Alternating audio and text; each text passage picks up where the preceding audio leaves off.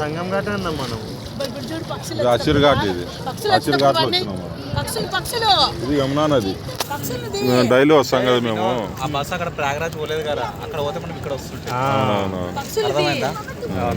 ప్రయాగరాజ్ పోతే అక్కడికి వెళ్ళి ఇక్కడ వస్తుంటాం. ఇది వచ్చేసి అది కదా మీకు అక్కడ వస్తుంది, మీకు Hanuman temple, under ground Hanuman temple అవన్నీ అటు వస్తుంది. అది వచ్చి సరస్వతి, ఇది వచ్చేసి కాశీ నది. నేను తీస్తాను, అన్నీ తీసిన, పక్షులు తీసిన, అన్నీ తీసిన, పక్షులు తీసిన, పక్షులు పెట్టే గుడ్లు తీసిన.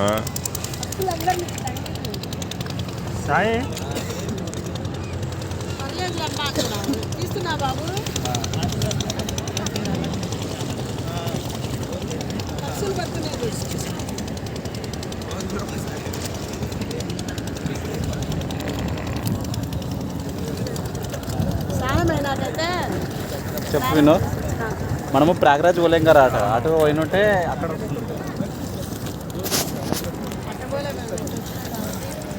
మనం అక్కడ పోవచ్చా? పోవచ్చు, క్యాబ్ బుక్ చేసుకుని పోండి, ఇంచు చూసుకొని పోవచ్చు.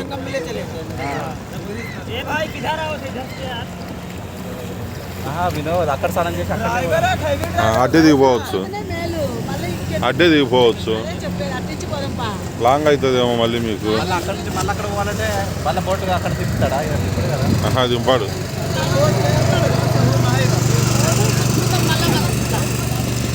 మళ్ళీ అక్కడ తిప్పుతాడు.